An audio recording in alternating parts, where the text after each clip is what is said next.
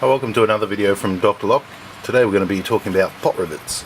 Now I know what you're thinking, pot rivets kind of boring, but I've actually got a new tool right here to show you which will make it a little bit more interesting. So to start off with, you've got your standard pot rivet gun, and well, actually we'll start off with pot rivets. Pot rivets are used to join two pieces of metal together. Sometimes you've got a hole where you've got your screw and the screw might be stripped or going around and not being able to actually get to the metal, and it's just going in there and spinning. That's when the time when you'd actually use a pot rivet. You'd drill the hole the same size as this or just slightly larger. You would put it in, put the two pieces of metal together. When you squeeze it, the back actually expands and pulls this round section through, and once it gets tight enough, it actually snaps off the tip, leaving you with like a mushroom head and the back which expands to bring the two pieces of metal together. So that's a pot rivet. This is a king chrome tool here, and you've got your different sizes along the front. I've used this for many years. This was a more expensive one, so the actual head rotates so you can get into different positions. That one I traded out for this one here, and I must say that this one here is probably my most favourite. Reason being is because you get a lot more hand grip on it. It's got its different sizes along the side here, and that you can hear rattling around is the cool bit about it. It actually catches all of the leftover bits of rod. So rather than going flying out the back, this one here, when it breaks this bit of rod off, it actually comes through, and they can actually fly straight out the back and at you, which is a little bit dangerous. So this one here has a container, which means you're not dropping them on the floor. So I really like that one. But then I got this new one. I haven't used it yet, so I'll use it today for the first time. So here it is here, and it actually fits onto an impact drive or a drill. So we have our tools here as well. Somebody's doing a bit of angle grinding. So we have our different sizes there, our different sizes here. So this is the one I'd be happy with. Fits in there just nicely. Let's change it over and give it a test. I haven't tested it yet. So it's a new toy I got, and I thought I might as well show everyone. Personally, I'm still leaning towards this one, but if this is easier for me, it's actually, you know, reasonably small compared in size. Save a little bit of room there. So here's my impact driver. I'm going to attach one to the other. I've changed it down to the right size. Now here we go. No. Okay. So it's just spinning. What are we doing wrong? Let's have a look and see how this thing works. I was expecting a bit more action out of it than that. Okay, so there's our jaws, if you can see them. And when this goes in, this should actually be expanding. Okay, there we go. So we wind it all the way up. Wind it all the way up. And we should be able to slip. Aha, this is what this is for.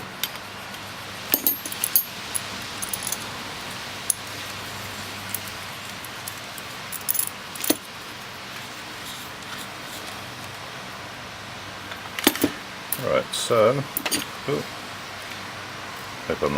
haven't broken it. If it takes this much setup and it has these little tiny parts, then this is not a tool I'll be taking with me. But I want to get it going just to show you, just so we can gauge whether or not it's actually worth the money, and whether or not it can save you some time and compete against your standard one. These collets back in. Oh, keep dropping out everywhere. Obviously that's a part I shouldn't have taken apart. You kind of learn that after you've done it. So we're going to put 3 of these back together and slide them in all at once.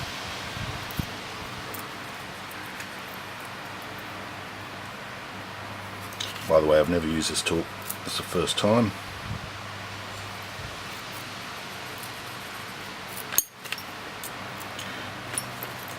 There was no little instruction saying don't remove this. But of course I did. Okay. Get in there. Okay, so that drives that. We've got that far.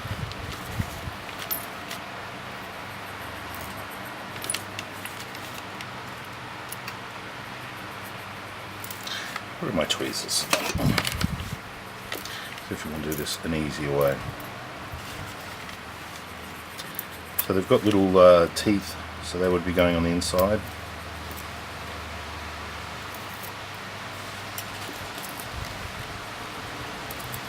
Should use my tweezers from the start, I think. I'm going to push that back in there.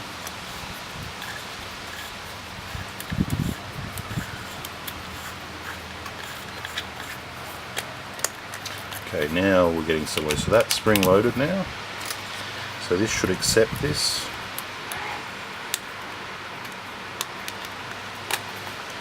Difficult, but it does accept it.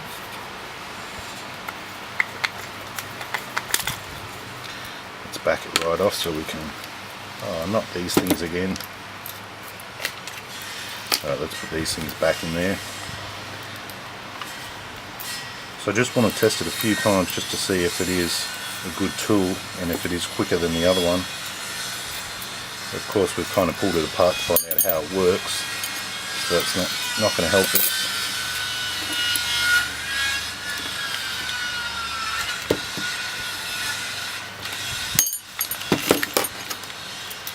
Okay, if that goes in there we should be okay now. Centering that spring, screwing it on. We want these actually to be spring loaded like they are, screwing the cap on.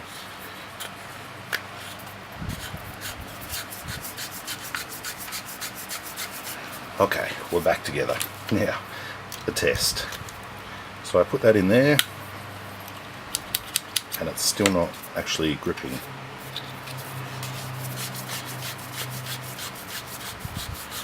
So what I think we need to do is bring this forward more by rotating it anti-clockwise, as far forward as it will go. No instructions with this one, came from China. Okay, that's on there tight now. Let's drop this down a little bit, because it looks like it's only basically just gripping on the last little bit of it, and we're getting no grip on it whatsoever. Try a drill. Oh, there we go. Okay, now we're actually gripped onto it. So let's see the magic. Let's do 2 and see what happens to the extra bit. See if it's worthwhile buying.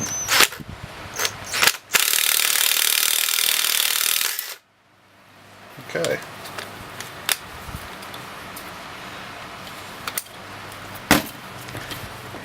So it has gone. I don't know where the other bit went. There's no way to take it apart here. It didn't come out the back. Oh, there it is there. So how do I get that out now? Do you push it through? Very interesting. It does have a little hole down here as well. I believe this part here is for the holding it there. Give you something to hang on to. But what do we do now? Do we hit through another one?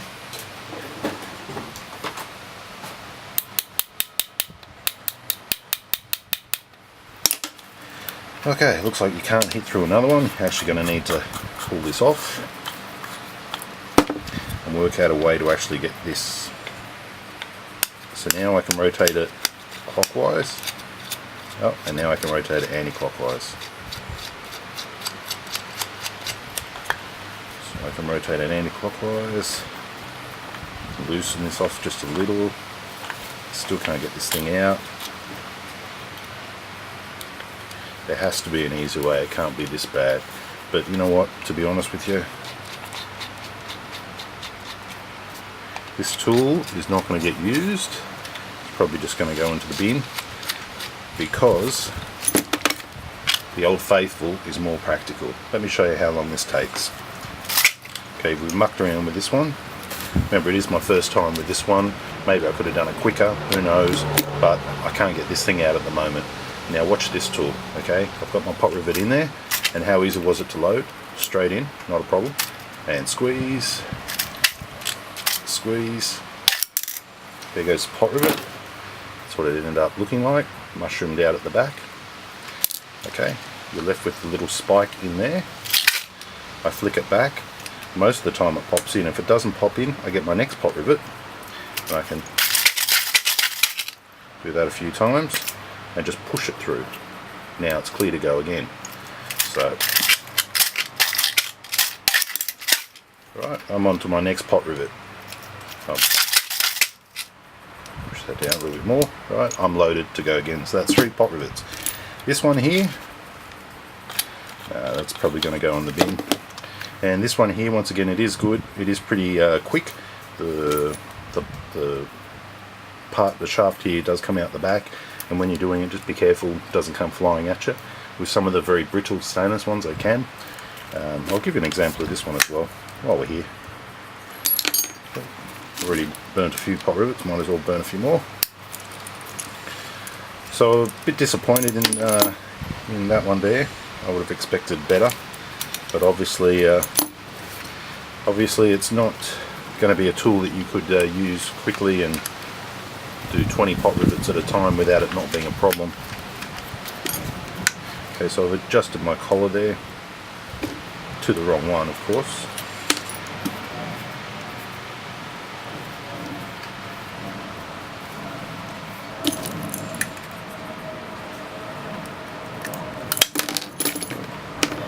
Pressure on that one.